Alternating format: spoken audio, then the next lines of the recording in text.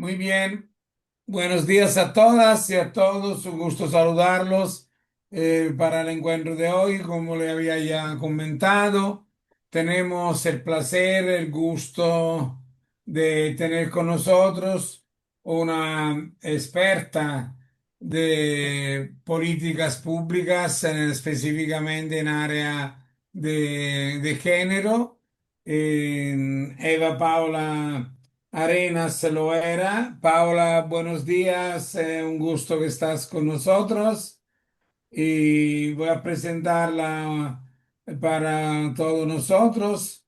Doctora en Psicología Social y Ambiental en la Universidad Nacional Autónoma de México, docente desde el año 2001 en el nivel de educación superior en los sectores público y privado, investigadora desde 2010, trabaja en la Universidad de Guanajuato y cuenta con el reconocimiento de perfil deseable por la Secretaría de Educación Pública a partir del 2015. Su actualización es permanente eh, en cursos, seminarios y diplomados de filosofía política, derechos humanos, prevención de la violencia, violencia de género y creación de proyectos sociales. Este último, gracias a la Universidad de Macerata y a la empresa social Metabolè de Vincenzo Castelli, que soy yo. Ya. Línea de investigación donde Paula trabaja, estudio psicológico del cuidado de la vida, su profundización en la categoría género desde 2018 la desarrolla haciendo un seguimiento investigativo, jurídico y de análisis teórico, metodológico, técnico y empírico en relación con distintas violencias, como, tales como la laboral, institucional y en contra de las mujeres en lo general. Su productividad se ha centrado en la crítica de la enseñanza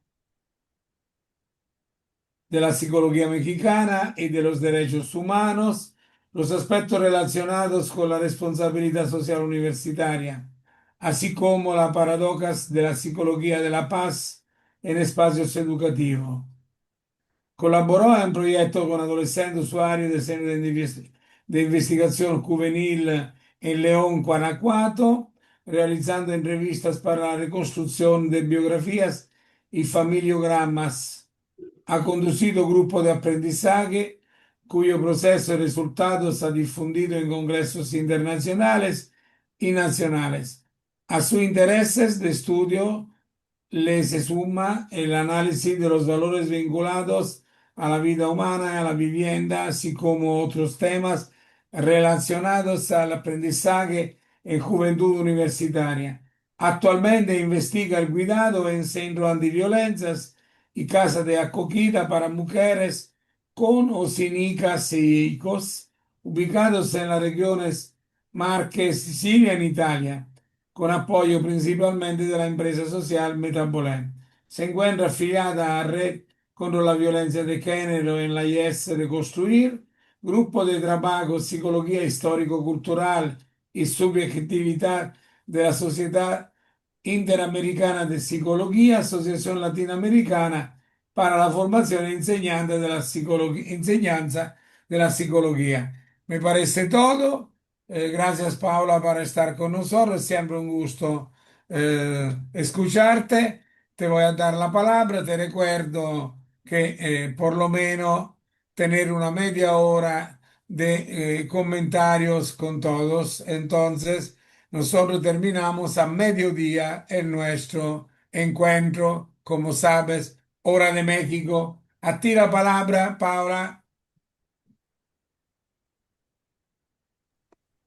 Gracias, buenos días a todas las personas que están acá y que, bueno, obviamente también agradezco a las personas que me invitaron y que confían un poco en esta reflexión que podemos hacer juntas y juntos, porque aquí la cuestión es que las personas que están expertas en el tema de consumo de sustancias definitivamente son ustedes y digamos que yo lo que quiero es compartirles, a partir de todo el trabajo que sintéticamente ahora el doctor Castelli lo resume, es mostrarles un poco las reflexiones que hemos tenido. En esta presentación incluyo algunas reflexiones también de cómo poder entender, desde qué marcos poder entender la situación que nos acontece en la época contemporánea y cómo se relaciona eso precisamente con el consumo de sustancias, a fin de pensar si es posible crear otras posibles realidades, porque pareciera que todo el panorama internacional nos indicaría que no podemos, no tenemos agencia, ¿no? No tenemos decisión en todas las situaciones que están aconteciendo.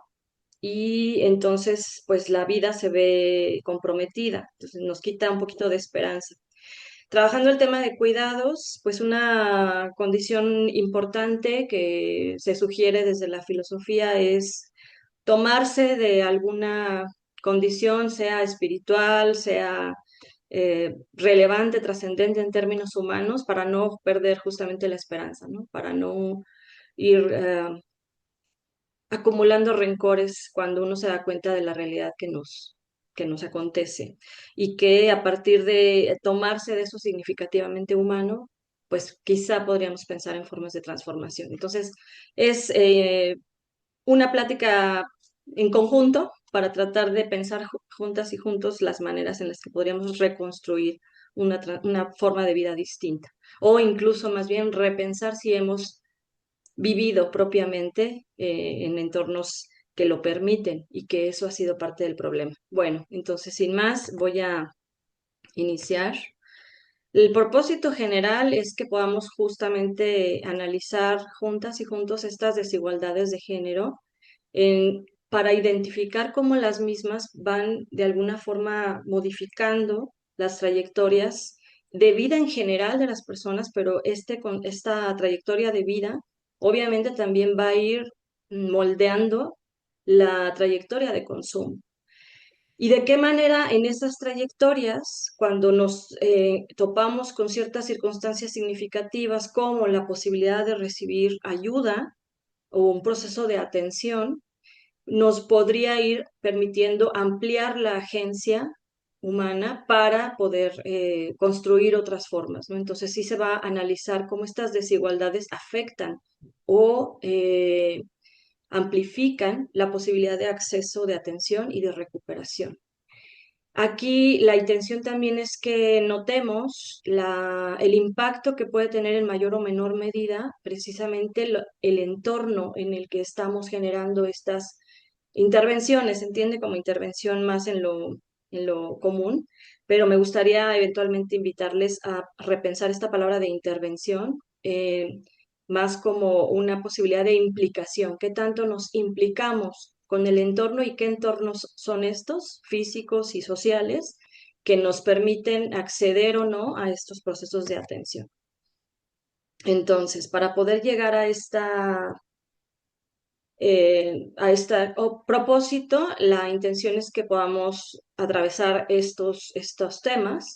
Uno es una revisión muy rápida como antecedentes para entender cómo actualmente se viven estas desigualdades en el entorno global de lo que podríamos identificar como vida, en la precarización que ha tenido a lo largo de estos siglos. Ahorita que estábamos platicando con Simón, ¿no? No ha sido un producto de esta época, sino lo que estamos viviendo ahora es precisamente un proceso de siglos de precarización de la existencia y cómo esta precarización pues finalmente es un contexto que detona el consumo en general de muchas cosas. Somos unas sociedades consumistas y entonces el consumo de sustancias más bien está también encuadrado en esta condición de ser seres humanos de consumo. Y dentro del desarrollo que podemos tener singular, pues dependerá el entorno en el que nos desenvolvemos y la forma específica en la que ese entorno representa para nosotros, el cómo nos vamos a ir formando singularmente y cómo va a ser nuestro día a día de el tipo de las condiciones que nos van condicionando o nos van mediatizando. las cosas a las que estamos expuestos y expuestas y que eventualmente esto pues hace que sea los productos que creamos son los productos que también consumimos y en ese sentido las sustancias tóxicas han sido un producto humano que está hecho precisamente para construir subjetividades que consuman eso y cómo en este proceso el género y el cuidado pueden ser de utilidad para ser unas herramientas a través de las cuales podamos observar distintas vulnerabilidades que atraviesan también a todas las personas de diversidades sexuales y que no solamente es un asunto de mujeres, y vamos a ir viendo por qué. Y finalmente, cómo podemos utilizar a nuestro favor precisamente este análisis y estas herramientas para poder pensar en reconstruir entornos en donde podamos ser protagonistas de este proceso de recuperación. Bueno, entonces esperemos que nos dé oportunidad de todo eso. Traté de poner mi ¿cómo se llama? Aquí está el reloj, pero bueno, no me está permitiendo poner el tiempo. Entonces, sí les pido favor que a la hora me avisen que vamos en ese tiempo para poder resaltar. Hay otras cosas Claro que relevantes. sí. Gracias. Bueno, entonces vamos a empezar con estos antecedentes en lo general de la precarización de la vida. Una pregunta que yo había hecho a estas mujeres en los refugios, centros antiviolencia que comentaba el doctor Castelli, en procesos de entrevista y de trabajo con ellas era ¿qué es la vida? Entonces, les, les invitaría a que en unos 20, 25 segundos, voy a quedarme un poquito callada, traten de pensar en palabras que permitirían darle significado a la vida. ¿Qué es la vida?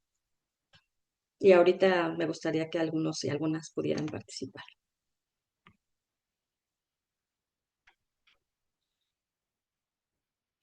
¿Qué palabras les vienen a la mente? ¿Quién quisiera?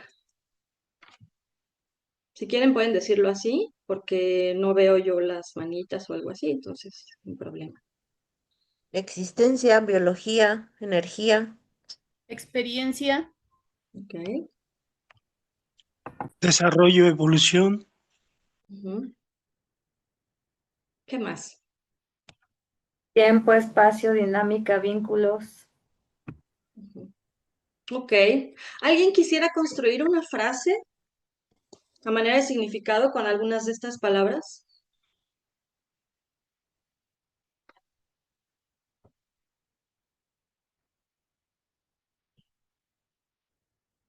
No, nadie se la anima. experiencia, la experiencia a través del tiempo significativo. La experiencia, la vida es la experiencia a través del tiempo significativo. Así quedaría tu frase.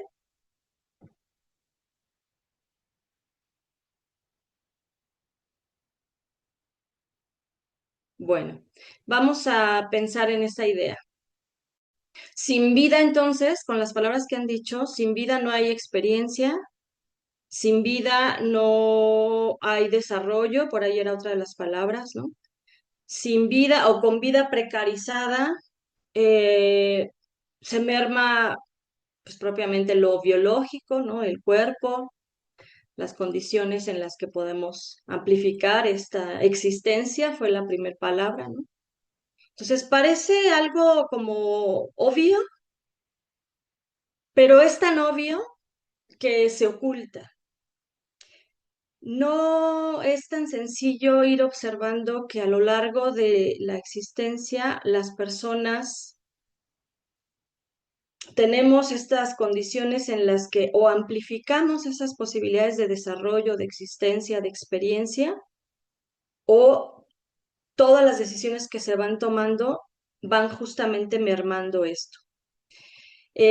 Vamos a ir poco a poco para que se vaya entendiendo la idea. En principio, les quiero proponer que pensemos en lo que permite el mantenimiento de la vida, lo que permite el mantenimiento del desarrollo, de la existencia, de esta biología, de las experiencias.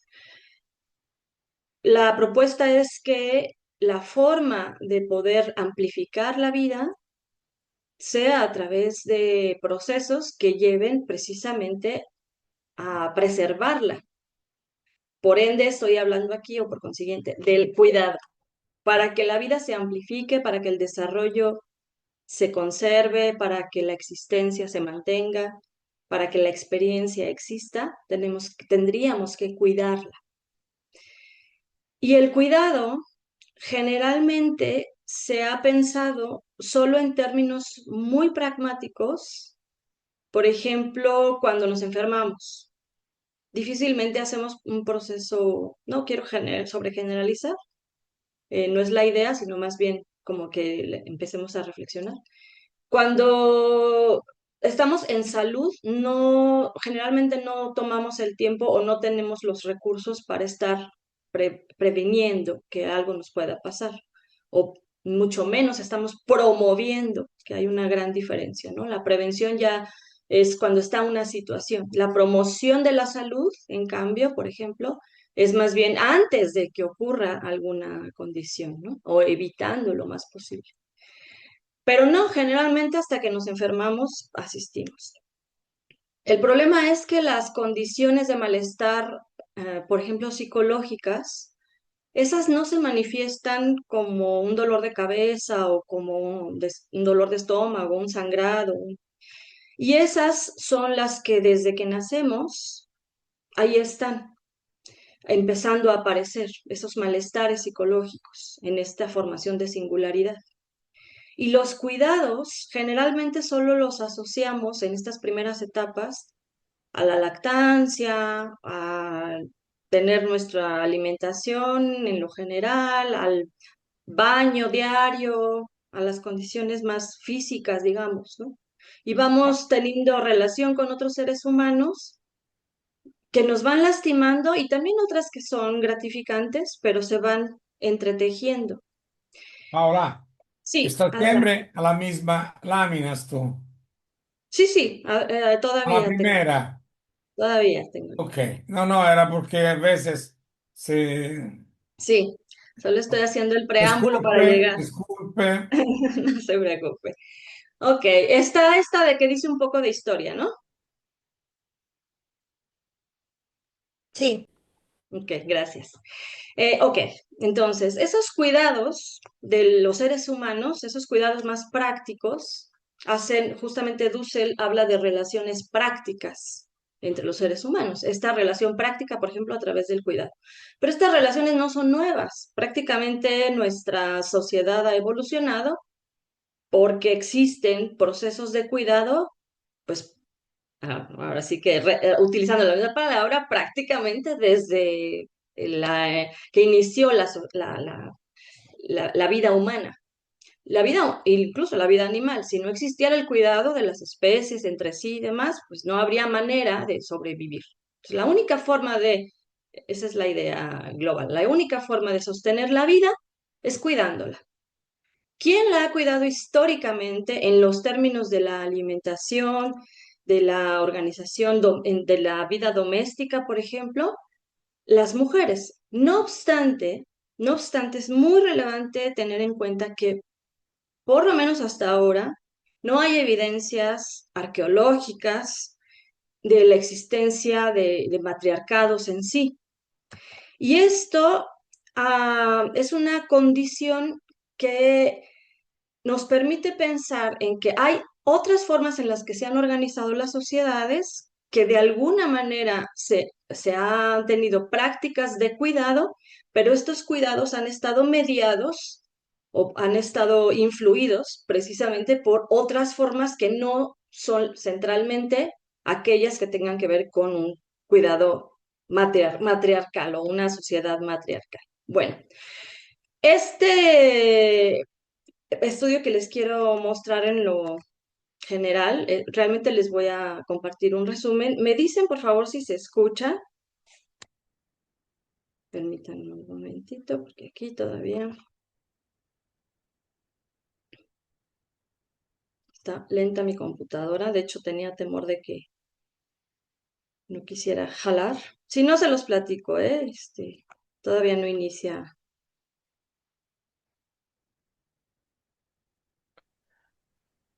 No, ¿verdad? No, Ok, bueno.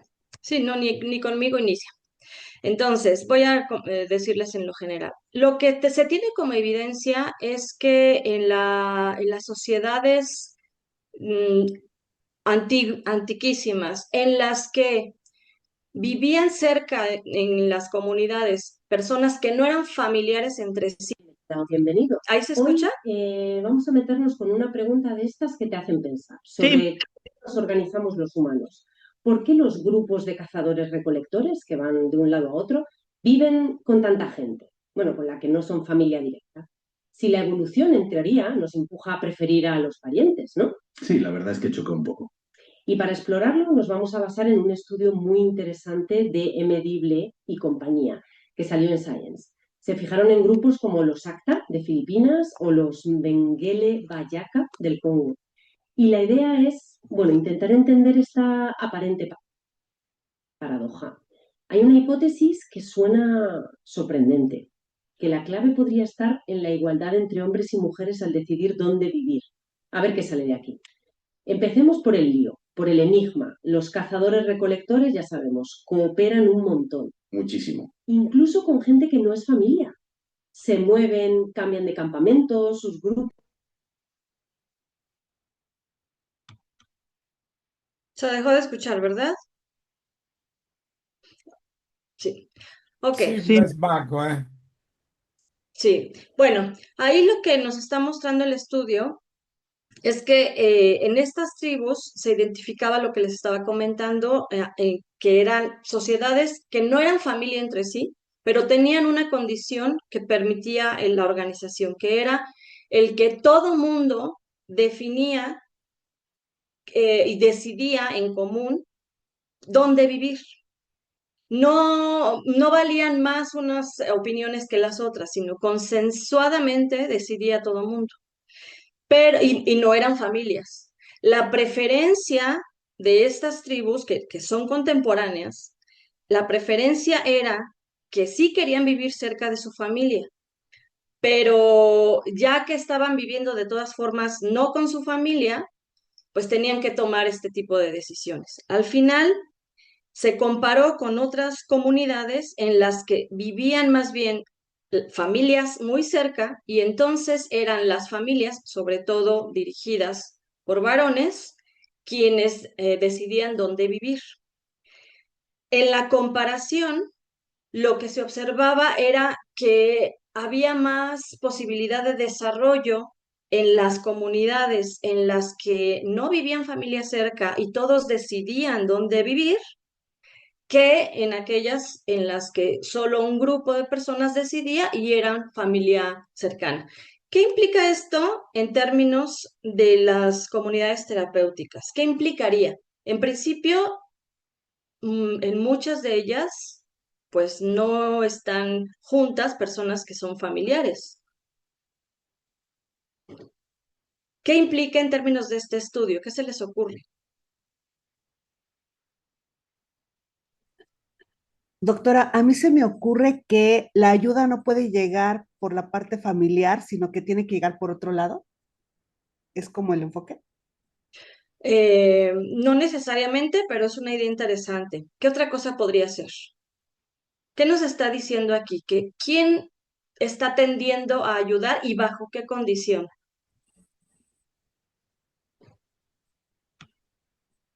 Número uno, efectivamente que no sean familiares, El grupo, la comunidad, pero que ese grupo y comunidad para hacerlo decida tienen, en conjunto.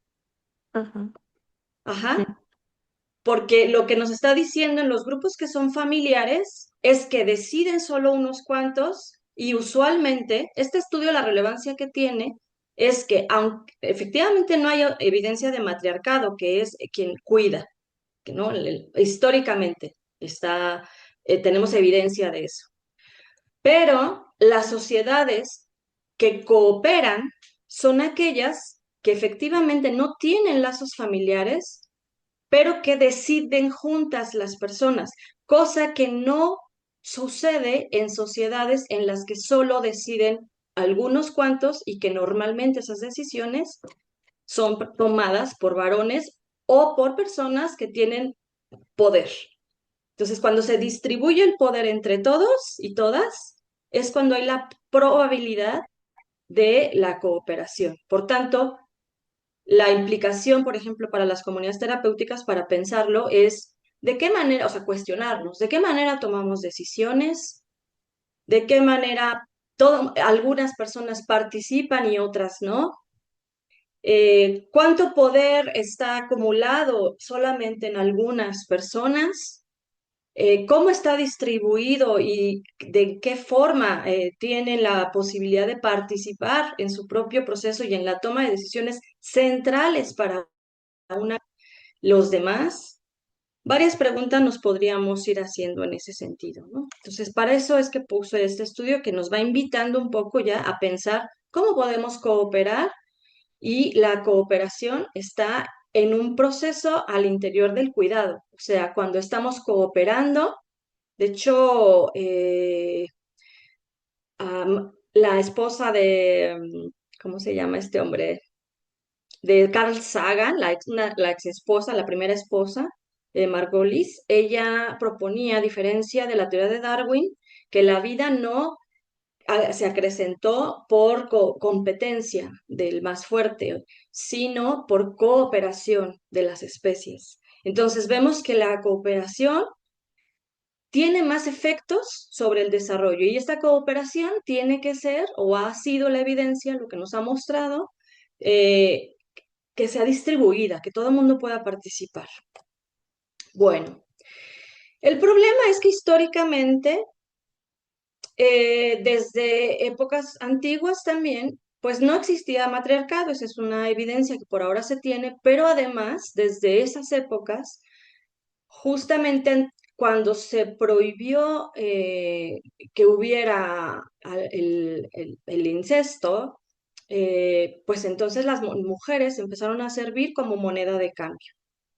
Ya no se podrían relacionar con los familiares entre sí, pero ahora entonces se negociaba con la otra familia el, por tierra o por recursos, intercambiar a las mujeres, mi prima, mi hermana, mi madre, mi hija, para que pudieran preservarse esa no, condición en la que se relacionaban los familiares, entre comillas, porque sabemos que en las sociedades existen muchas familias que siguen siendo endogámicas, ¿no?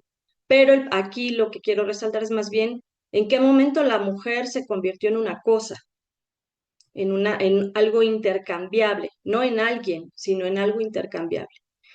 Y sabemos que históricamente reinos completos, el intercambio mucho también era por esta posición de las mujeres.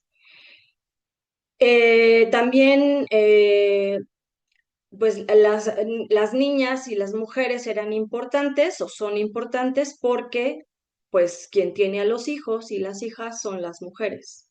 Y en ese sentido son no solamente moneda de cambio, sino también son una productora de sociedades. Más allá de quien tenga que preñarla, quien al final el cuerpo que soporta un embarazo y llega ese embarazo a término, son las mujeres. Por consiguiente, ellas son las creadoras de la existencia humana y por tanto tienen valor en ese sentido. Pero repito, esta condición generó una precarización precisamente de la vida. Digamos, el daño a la vida en primera instancia radica en que en lugar de acrecentarla, donde todos los seres humanos valían lo mismo, ahora solo unos cuantos valen y otros son cosas. Y estas cosas además deben de ser productoras de sociedades enteras, deben ser productoras del cuidado, deben ser usables, no son personas. Y en ese sentido, pues se precariza la vida. Cuando ya pensamos que un grupo de seres humanos son útiles, son cosas que nos sirven, en ese momento ya estamos precarizando nuestra propia existencia. Por eso el asunto de género no es un asunto solo de mujeres, sino que nos permite justamente identificar esto.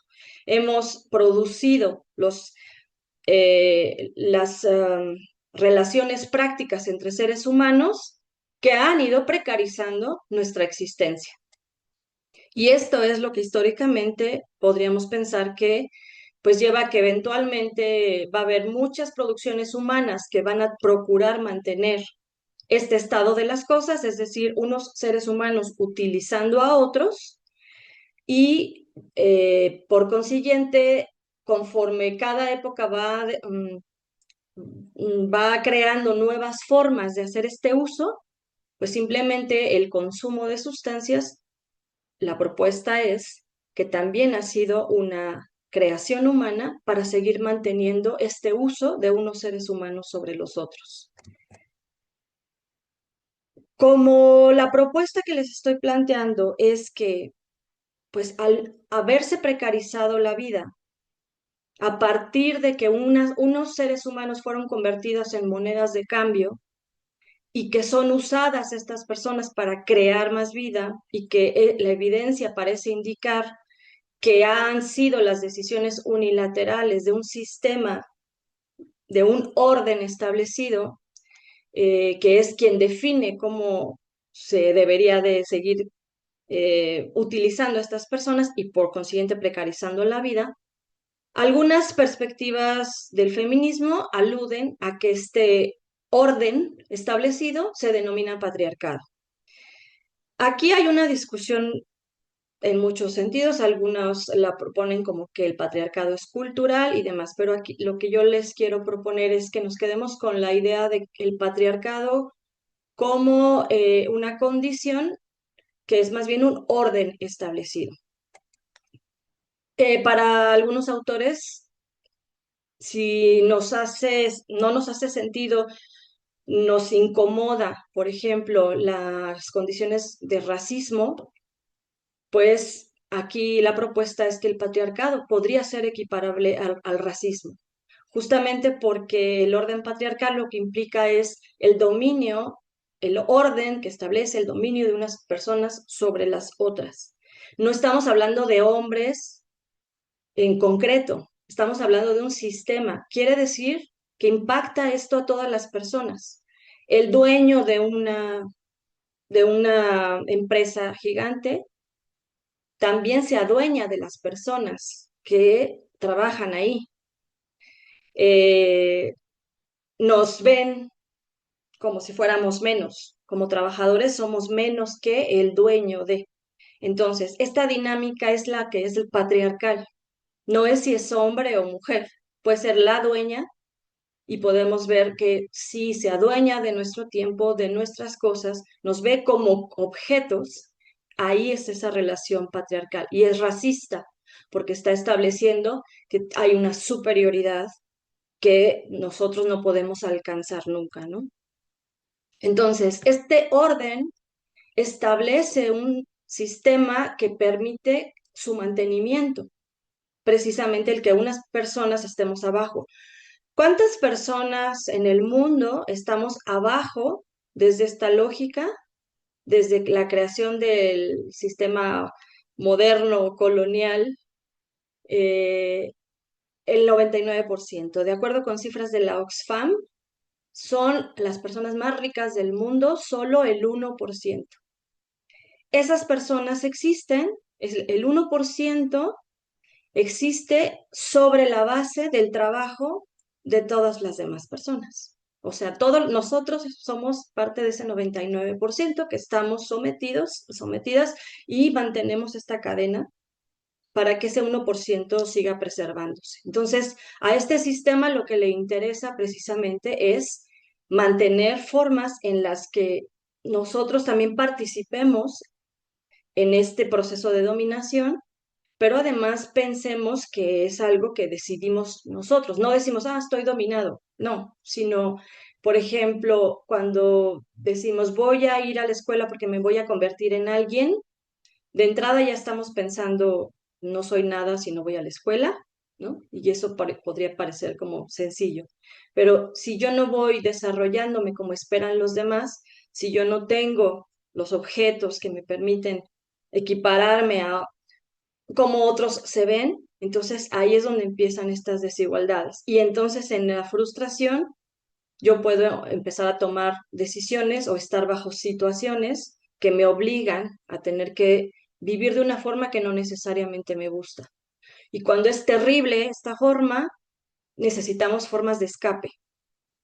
Y estas formas de escape muchas veces son precisamente también las que nos siguen dañando. Pero aquí no pierde el sistema patriarcal. Aquí, mientras toda esa maquinaria de nuestra lucha por tratar de ser alguien y por escapar por momentos de todo ese drama de la vida, mientras nosotros estamos haciendo eso, seguimos produciendo el sistema de relaciones que permite el sostenimiento de ese patriarcado. Por eso se dice que es esta estructura una primera pedagogía de desigualdad. Tenemos que aprender que unas personas valen más que otras y que incluso otras ni siquiera valen, ni siquiera son personas.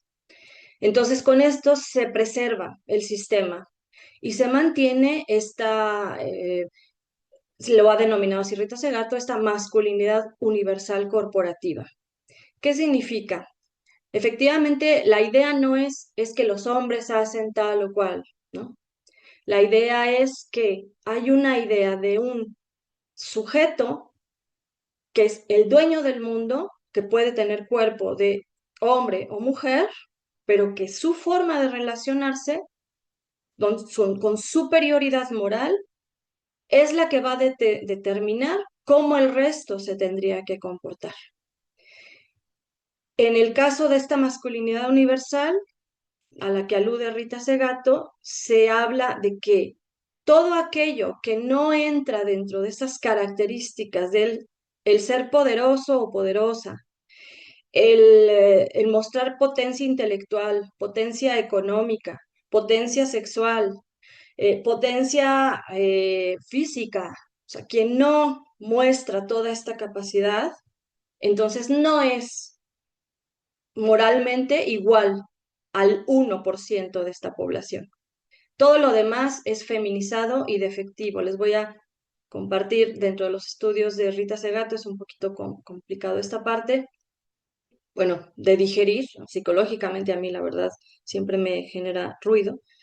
A los hombres cuando se les viola, se les feminiza. Se hace de una forma en la que se les humilla. O sea, en principio la propia violación en sí, pero además las formas de hacerlo. Es un arma de guerra, la sexualización que se utiliza para humillar a las personas. Entonces, a eso me refiero cuando está feminizado algo. Este 99% de población que no somos ese 1% rico, no alcanzamos a tener todas estas potencias y por consiguiente somos humillados. Y la primera humillación que se establece es supuestamente feminizándonos a todas las personas. Esa es una forma, o sea, así se piensa en lo femenino, como algo que es lo menos o lo nada. Y a hombres y mujeres nos someten a esa situación. Entonces, esto va a mantener un sistema que por siglos se ha ido modificando en cuanto a cómo se manifiesta, pero donde todo el tiempo estamos con estas denominadas prácticas de mortificación, prácticas de muerte. Es decir, si yo establezco una relación con otra persona en la que esa persona me va a servir, ¿cómo me va a servir? Por ejemplo, si yo le ofrezco de regalo para que consuma sustancias tóxicas, es porque la estoy enganchando. Ya, esa es una no persona, ya la estoy utilizando. Y entonces establezco esa práctica de mortificación, en donde estoy invitando a esa persona para que inicie un proceso en el que pueda sostener todo un sistema que económicamente sostiene a mucho del poder económico. Sabemos que las sustancias entran dentro de las primeras 5 aspectos de lo económico que sostienen el dinero y cómo va circulando, ¿no? Uno de ellos es las armas, los otros son las sustancias tóxicas. Entonces, ¿para qué me sirve tener personas consumidoras? Pues precisamente porque sostienen todo un sistema de ese 1% del poder económico. Y necesito que además, pues le estoy ofreciendo un alivio temporal para sus preocupaciones cotidianas, que sus preocupaciones cotidianas es que no tiene trabajo, es que no alcanza obviamente el dinero, tiene una familia que cuidar, tiene personas ancianas o en condiciones de discapacidad que atender, tiene una vida en sí que vive en calle.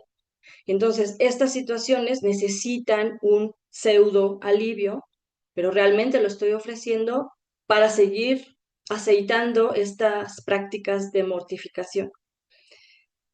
Entonces, eh, sí necesito que además estas personas piensen que son sus decisiones y que no protesten por ello, ¿no? Sino incluso hasta se entreguen a esa situación. Bueno, entonces, lo que hemos visto es que por siglos, lo que quiero llevar a esta reflexión es que por siglos se ha ido repitiendo, aunque desde diferentes formas de manifestarse, dependiendo de los avances que tengamos de tecnología, de condiciones de existencia y demás, se ha ido transformando las formas en las que se ha ido precarizando cada vez más profundamente la vida. Y por tanto, las prácticas de cuidado tienen siempre que estar en el borde como si fueran cosas no importantes, como si fuera algo de la vida de lo doméstico, como si fuera algo feminizado, que es menor a este orden patriarcal. ¿Por qué? Porque el cuidado sí pondría precisamente una condición en la que buscamos cooperar, en las que las relaciones de mortificación serían cuestionadas, en las que implicaría que nos tengamos que poner a reflexionar sobre si me están usando o si estoy usando a otros seres humanos para mis propósitos. Y entonces empezaría probablemente, o eso se esperaría, las personas empezarían a buscar cómo cuidarse entre sí, cómo cooperar entre sí. Pero por eso el cuidado es minimizado y el asunto de género es minoritizado. O sea, es que es un problema de mujeres. ¿Por qué conviene tenerlos en esos espacios? Pues porque así no hacen el ruido suficiente para permitir mostrar el poder que tiene. Hay un libro que se llama El poder de la reproducción, El poder de la reproducción de la barca, que quiere decir que lejos de que la vida doméstica o el cuidado doméstico sea una vulnerabilidad, precisamente es una fuerza. Y eso es lo que no se quiere que se observe, la fuerza que puede tener para cooperar. Y más bien mantener este poder en donde pues la vida no importa, ¿no? Y por eso no la cuidamos y por eso el cuidado no es relevante. Entonces, aquí vemos nada más ya como para cerrar esta primera parte, la creación de herramientas, también desde el tiempo de la agricultura, pues permitió no solo dominar a la naturaleza, sino también dominar a las personas. Así es como la invitación a esta primera reflexión es esto, ¿no? Que las personas al intentar preservar su vida, pues necesitan trabajar y el trabajo explotado se va convirtiendo más bien en un proceso que lleva a que la persona se convierta en una cosa al servicio de la ganancia. Y la ganancia o el dinero se va convirtiendo en una persona. Adoramos esta acumulación. Les decía que de pronto esta condición de querer ser alguien, ¿no? Cuando entonces no somos alguien desde el principio, pues nos mantienen frustraciones de que no logramos los niveles de vida de otra gente y entonces nos entregamos a tratar de obtener todo eso y con esa base, pues el dinero se convierte en el alguien y yo estoy solo al servicio de eso. Con esto entonces la vida se suprime. Entonces, ¿cómo es que las personas podemos adoptar esta condición sin que sin que nos represente algo negativo, sino al contrario, algo que queremos? O sea, ¿por qué querríamos ser como los demás? ¿Por qué querríamos tener estas cosas que nos hacen ser alguien? Pues precisamente si la idea es que el patriarcado es un orden establecido, no es una cultura, sino un orden. ¿Cómo se instaura ese orden? Por ejemplo, teniendo pésimos trabajos, pocas ofertas, y cuando las hay, se paga miserablemente. En escenarios laborales, por ejemplo, precarizados, donde las personas van como zombies en el metro, en la combi, a un trabajo horrible que no les gusta, donde las personas se sienten mal, en el mejor de los casos. Cuando estamos en situación de calle, todos los peligros habidos y por haber existentes y todas las condiciones de vulnerabilidad, incluso dependiendo de la edad de las personas y de la persona en sí, si es una niña, si es un anciano, si es una adolescente con un bebé, en fin. Entonces, estas condiciones materiales de existencia no hacen otra cosa sino obligarnos a tener que afrontar precisamente estas condiciones materiales. Si yo necesito dinero para consumir o para comer y soy adolescente y tengo un hijo, y vivo en calle, ¿qué puedo hacer? Ustedes saben 20.000 historias de ese tipo. Hay una sola cosa que se va pudiendo hacer en ese contexto. Entonces, las propias condiciones materiales van obligando a la persona a adentrarse a unas formas de tener que afrontar eso, que al mismo tiempo se convierten en condiciones que hace que se repita la misma situación, porque justo así es como voy obteniendo las cosas. Otra forma no hay. Entonces eso que voy haciendo, voy necesitando hacer, también se va convirtiendo mi modo de vida y entre comillas, mi forma de ser, porque no tengo de otra. Así establezco estas relaciones con los demás también, ¿no?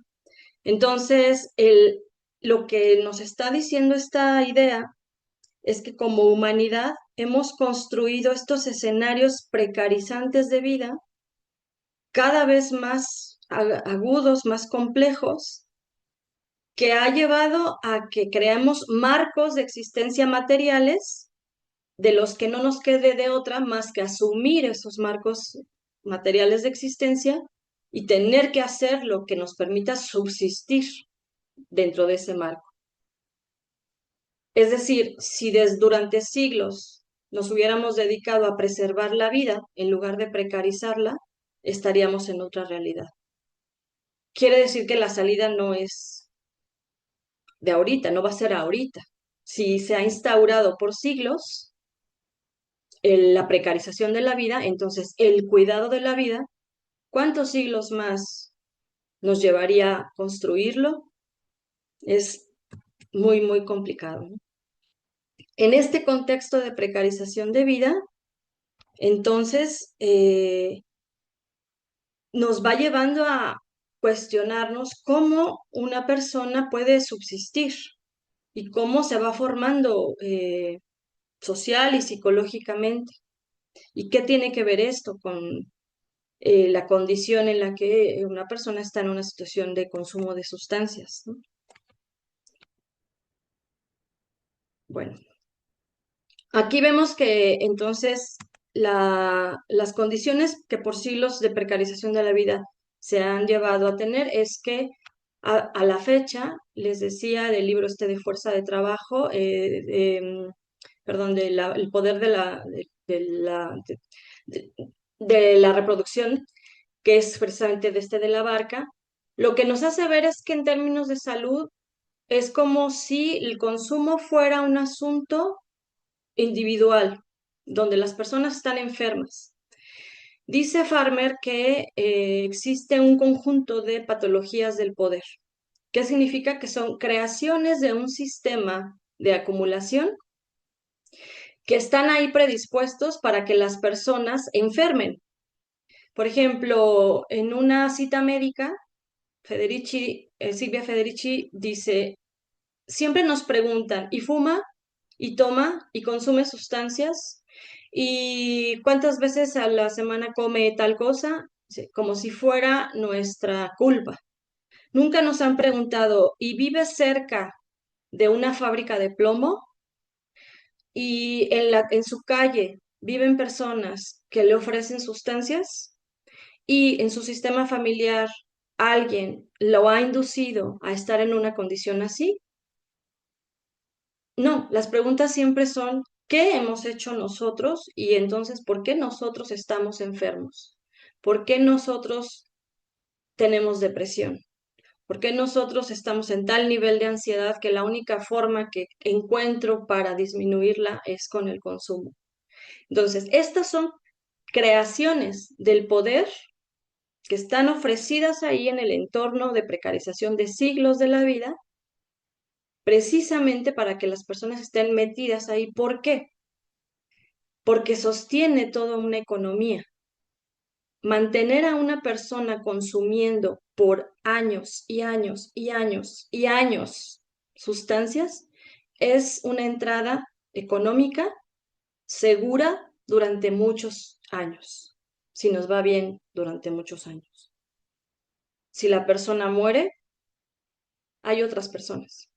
Si los mismos sistemas familiares incluso introducen a las personas, en algunos casos, a los padres mismos, las madres ofrecen, o la propia condición de estar ahí con la familia, ofrecen a los niños, las niñas, los adolescentes, eso se vuelve algo normalizado, entonces estamos teniendo una producción constante. Quiere decir que la vida, la propuesta es que en este contexto quiere decir que la vida se volvió en el recurso más valioso a explotar. Mientras podamos administrar que un alguien esté enfermo, pero no llegue a un punto final, sino mantenerle con vida lo más posible, consumiendo todas las cosas que permitan que medianamente se sostenga en la vida, hasta que haya un trágico final, van a venir otras y otras oleadas de personas que no son consideradas como tales, sino que son consideradas seres explotables, porque mantienen esta economía que se ha producido precisamente y requiere de que alguien la active. Y la activamos además de otras formas también. Paradójicamente la activamos también desde los lugares a veces en los que estamos buscando atender estos procesos. Bueno, entonces esto crea un escenario hostil, ¿no? De mortificación, como les decía, de muerte, que pues lo único que puede generar, digamos, si tengo que afrontar esas condiciones hostiles de existencia y las únicas formas posibles de afrontarlo es con ese trabajo horrible o viviendo en la calle con esas condiciones, entonces la persona va a estar totalmente escindida de su vida. La vida no va a ser lo importante a cuidar. Lo que va a ser importante es eso cotidiano, que ya me tiene desconectado. Esta es una propuesta de Mancini y de Segato. Se desenraiza la persona de su propia vida. Eh, y entonces esto permite que la propia persona, en la decisión del consumo o en la recaída, sea quien mantiene funcionando ese sistema, pero en principio el cuestionamiento sería si es la persona o es el sistema lo que lo está produciendo o cómo participamos de eso, ¿no? Ok, ¿hasta aquí tienen alguna pregunta, algún comentario que quisieran? Porque si no, me sigo y me sigo. Después podemos hacerlo al final. Ok, Y bueno, también ya llegamos a casi a la primera hora para que consideres el tiempo. ok, Tiene una máximo 20 minutos, no más. muy bien. Ahora sí ya me quiso funcionar aquí esto. Ya.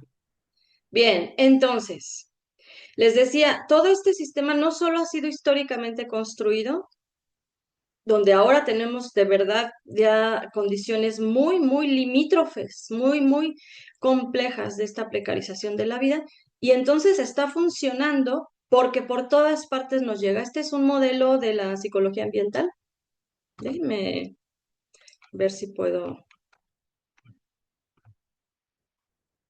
Permítanme un momentito. Ya se quitó, ¿verdad? La presentación.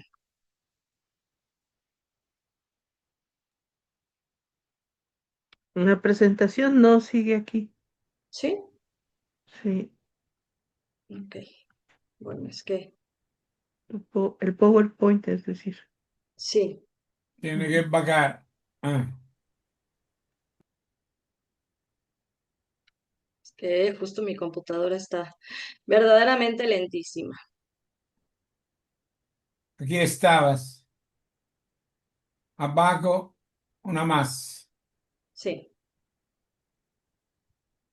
es que Sí. tiene su chiste este asunto, porque tenía aquí una línea que no me permitía que vieran el modelo Ok, completo. ok. Ok, este es un modelo de la psicología histórico-cultural de Ole Dreyer, que lo que nos dice es que una persona tiene una cierta, le vamos a denominar, situación social de desarrollo.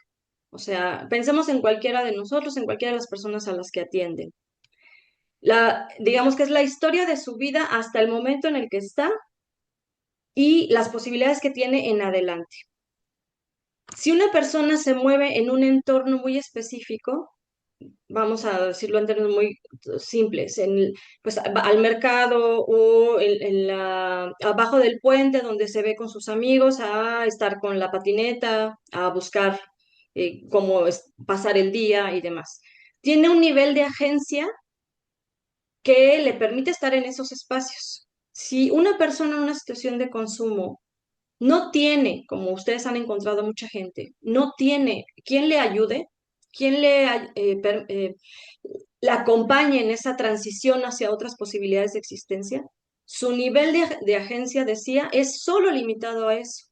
En la medida que la persona pueda irse desenvolviendo en más espacios, con más tipos de personas, sobre todo con espacios y personas que están en el proceso de atención para que la persona pueda salir de eso, cuando está en ese proceso, su nivel de agencia es más amplio. Esto es simple pero complicado, porque ¿cuántas personas en realidad tienen acceso a estar en esos otros espacios de más ayuda y donde las personas con las que se relaciona están fuera precisamente de la lógica que está acabando con su vida? Hay muchísimas más personas sin acceso a estas ayudas que con acceso. Y aún con acceso, si este entorno, si estos espacios hasta cierto punto van manejándose en la misma lógica de las patologías del poder, como les mencionaba en la lámina anterior, entonces solo se va a modificar unas prácticas, pero no necesariamente la agencia de la persona habrá cambiado. Por agencia lo que se propone que se entienda es esta posibilidad de las personas de tomar decisiones sobre la base de muchos más elementos, pero sobre todo porque tiene los recursos para poder hacerlo. Y estos recursos no llegan solos. Estos recursos, como veíamos en el estudio de Science, llegan en tanto las personas cooperan entre sí. Si no hay cooperación y si nos mantenemos como solo unos toman decisiones y otros no, entonces la posibilidad ahí es muy, muy menor de esta agencia. Ah, y además, los distintos espacios y las distintas condiciones sociales en las que las personas estamos, perdón, aquí no sé qué pasó, eh, van, les decía, van creando una condición, es como si la vida fuera, voy a súper reducirlo, como si fuera una escuela y yo aprendo de la vida, en la escuela de la vida así. Y entonces me voy convirtiendo en eso. A eso le llama unidad sociogénica.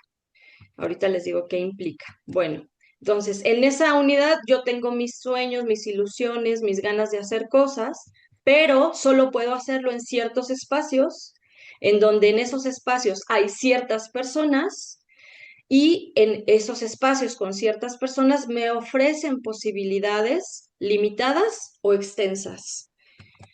Y en esa medida yo interpreto qué tanto me puedo mover dentro de ese espacio.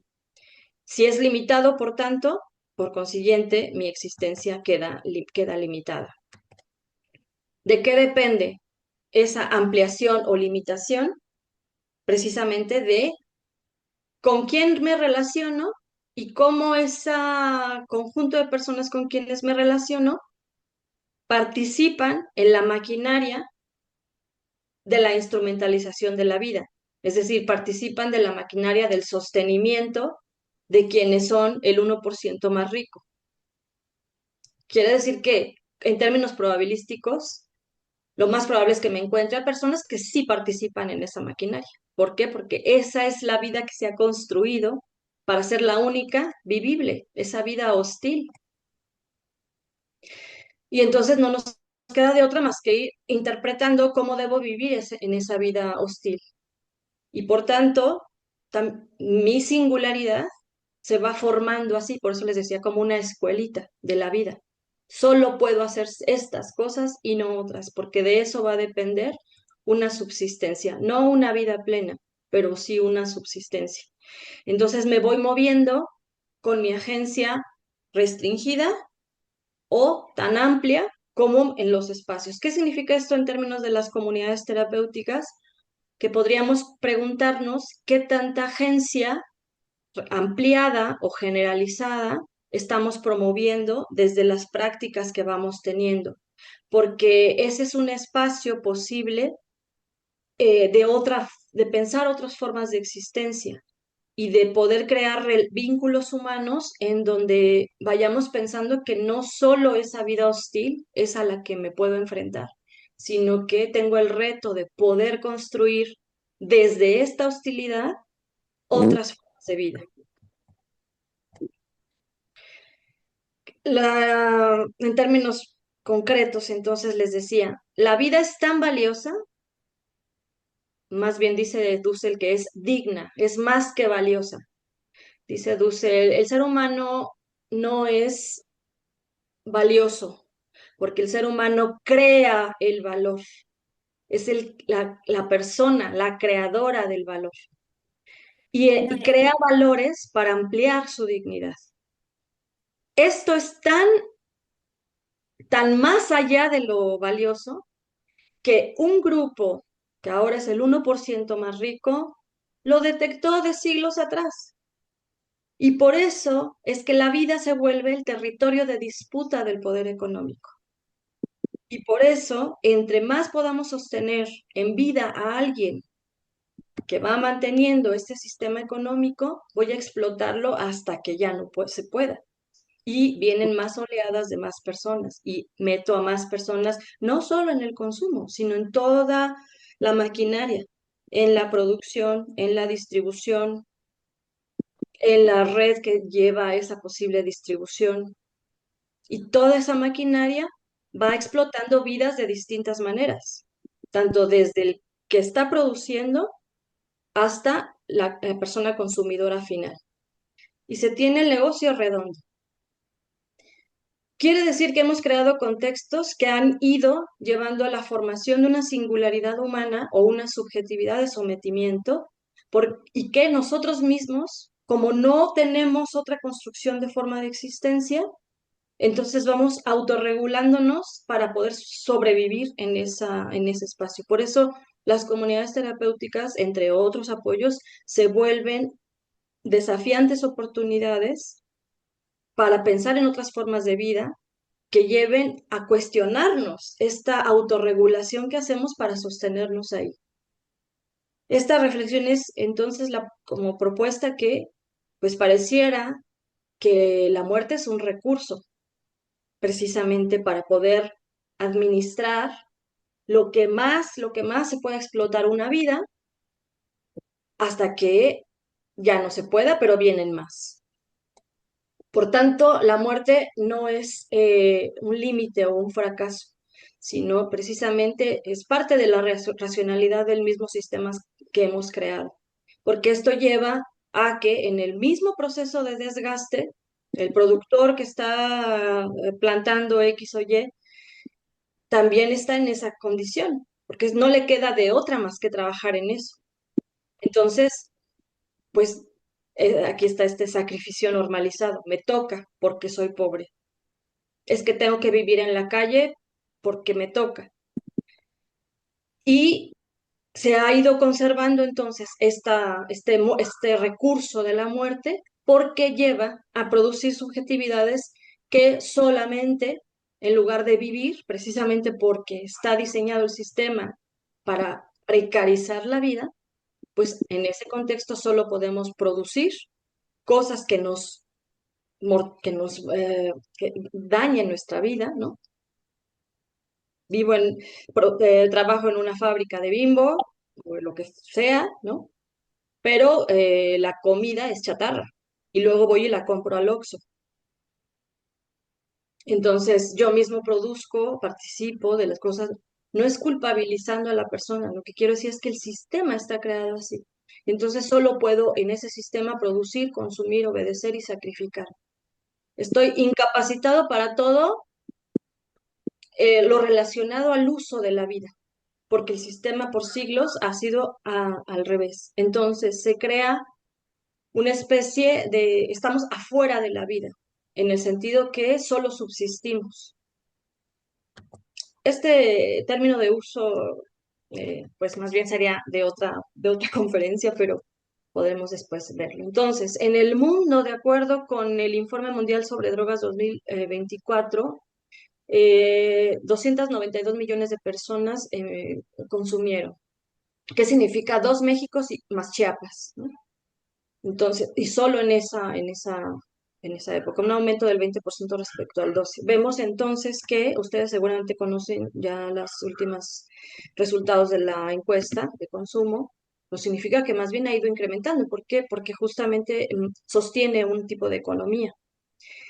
Entonces, se vuelven ya la producción en sí de las sustancias tóxicas, al ser una mercancía, están ahí como otra cosa más a consumir. Les decía, se ha creado históricamente este contexto precisamente de donde nos vuelven consumidores de cosas, perdón, consumidores de cosas, entre ellas todas las posibles para tratar de sostenernos en esta existencia. Y unas de ellas son precisamente las sustancias. Estas sustancias, entonces, aquí quiero que nos quedemos en estas dos viñetas, ahorita las explico, pero quiero leerlas porque es importante para la reflexión.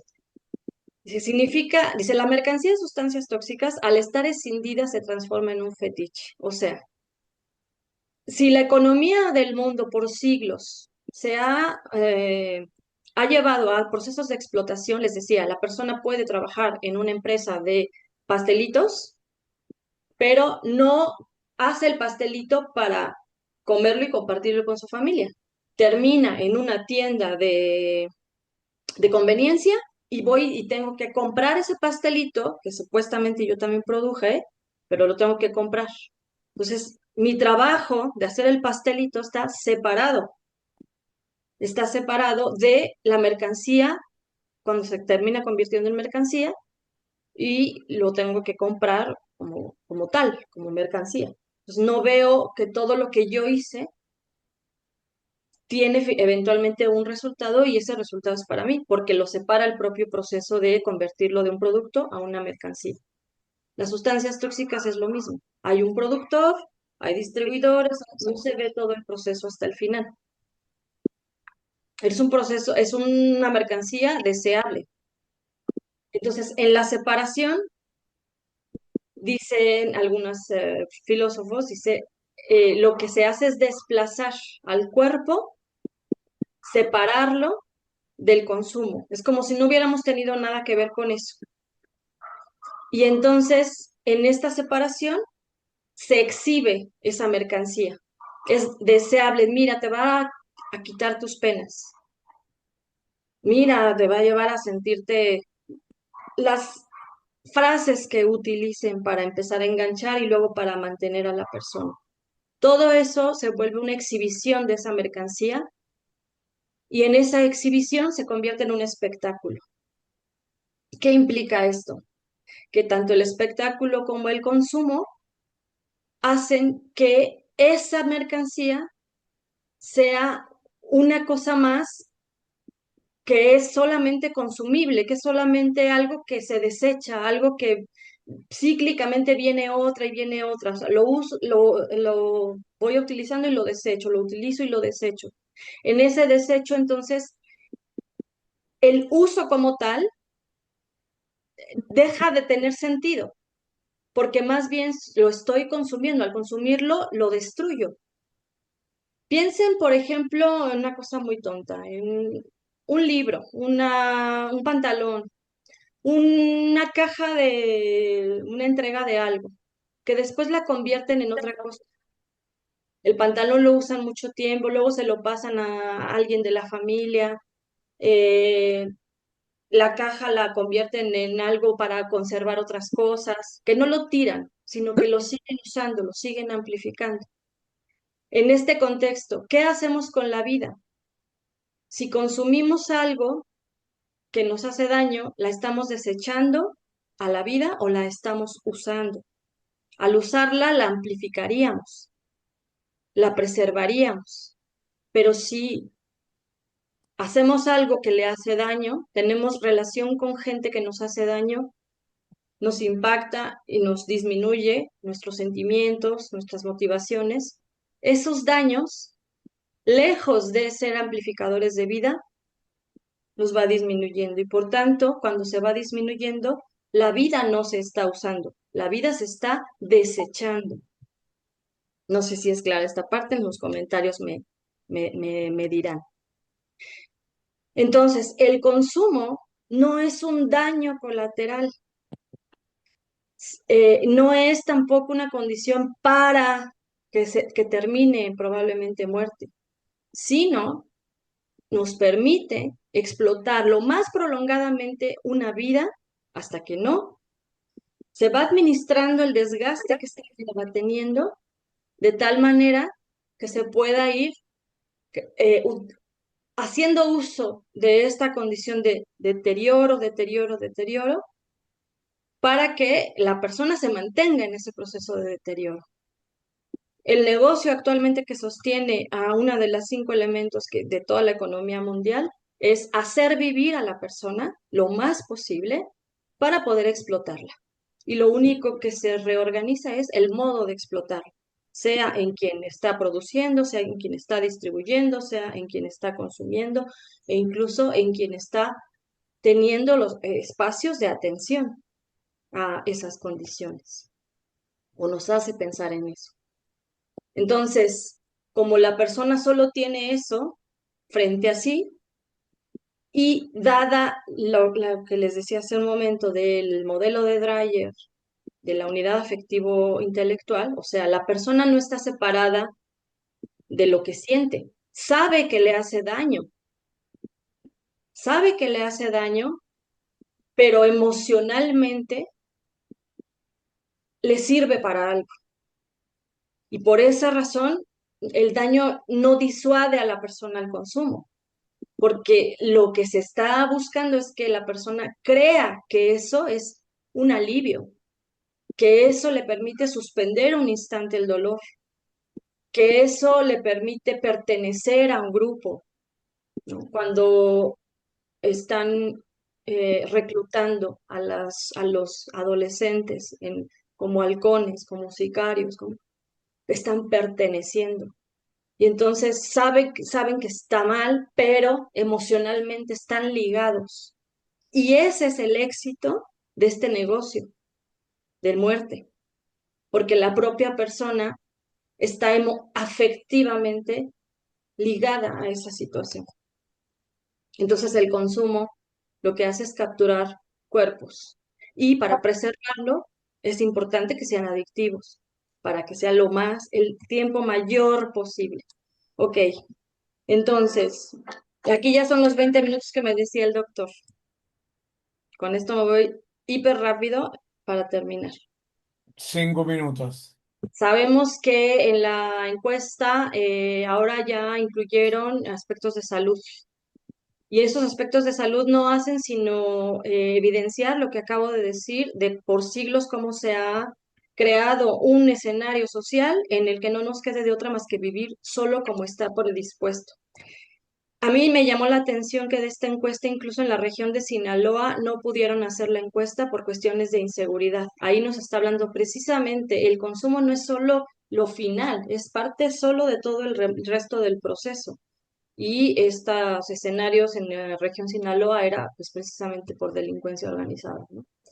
Y entonces vemos que respecto a la encuesta anterior del 2016, advierte el informe que se tomen con pincitas, ¿no? También porque se midió de diferente manera el consumo.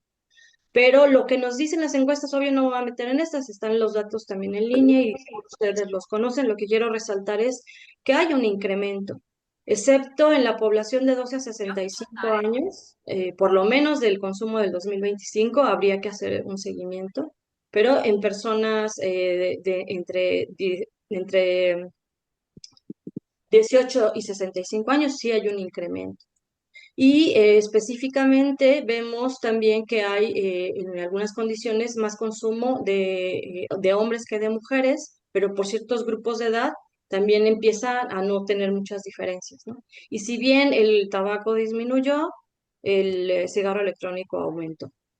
Aquí también vemos este mismo fenómeno en el caso de las y los adolescentes. Pero la encuesta lo único que resalta es como esta diferencia entre estos grupos de edad, que también es uno de los cambios que se hace, y entre hombres y mujeres, pero no vuelve a identificar las condiciones específicas de la desigualdad de género, que implica que en una oportunidad anterior me habían contestado el grupo que los hombres eran quienes consumían más, pero no sabían a quiénes se les atendía más, a hombres y a mujeres, tan claramente, ¿no? Sí había una diferenciación ligeramente más a los hombres, pero en efecto, o sea, ustedes saben eso, hay una brecha de acceso al tratamiento a las mujeres. Entonces, el asunto aquí es que esta diferencia no nada más afecta a las mujeres, sino al sistema que implica esto, ¿no? Entonces, en el caso del género, esto me lo voy a saltar rapidísimo, nada más es cómo este contexto permite su sostenimiento y cómo nos va creando formas específicas de participar en él, pues a través precisamente de las condiciones de desigualdad creadas por siglos, pues al tener un grupo humano que está desigualmente tratado respecto a los demás, incluyendo en los espacios de atención. Por ejemplo, una mujer que tiene hijos, que tiene gente que cuidar en su casa, no puede zafarse tan rápidamente, ¿no? Tiene que llegar a los espacios no en los horarios que se le están proponiendo, no hay un espacio para que se pueda cuidar a sus hijos o a sus hijas necesariamente, y entonces van abandonando estos procesos porque tienen que atender otras cosas, ¿no? No digo que sea general, pero en caso de los hombres que tienen hijos, pues a lo mejor si cuentan con, solo si cuentan con el apoyo de alguien en casa para el cuidado, entonces pues tienen ellos un poco esta oportunidad. Otro aspecto, y con esto nada más avanzo en una cosa y ya cierro, que me llamó la atención es esta idea de que en cuanto llega una mujer nueva a un centro para recibir apoyo, luego recibe como muchas ofertas de quién puede apadrinarla y demás, y esto sí nos invita también a reflexionar como cuáles son las motivaciones de fondo de esta condición, porque pareciera que sí es como un aspecto más que justo tiene que ver con el género, ¿no? Como que el asunto de, es que es una persona nueva, sí, pero además es mujer, o sea, ¿qué va implicando esto, ¿no? Entonces es como para reflexionar, ¿no? Bueno, ¿por qué? Porque a las mujeres además corporalmente, ustedes lo saben también muy bien, no solo es las condiciones de casa o de situación de calle o la situación en la que se encuentren la que la vulnera más, sino corporalmente ciertas sustancias les afecta muchísimo más rápido y se vuelve una adicción más rápido que a los hombres por cómo está constituido biológicamente el cuerpo de la mujer. Entonces, eso la vulnera más y si tiene además personas a quien cuidar o hijos o hijas, el sistema también se sigue prolongando. Entonces, el que haya una brecha de, de la situación de género con las mujeres, de la atención, implica que todas estas particularidades queden menos atendidas, ¿no? Pero también a los hombres les afecta en el sentido de lo que les decía, les hace sentir cierta pertenencia o cierta situación que los tiene enganchado y en esta masculinidad que hablaba hace rato, donde se tiene que mostrar cierta potencia intelectual, física, sexual, económica, etcétera, también estas ideas que uno para poder subsistirlas necesita estar demostrando, también tiene a los varones atrapados en esa dinámica de tener que hacer estas demostraciones. Y en ese sentido también le va llevando a engancharse de estas formas particulares a estas condiciones. Entonces, bueno, pues con esto yo creo que ya de manera más atropellada cierro, pero pues igual, esta presentación se los comparto y podemos conversar en otra ocasión.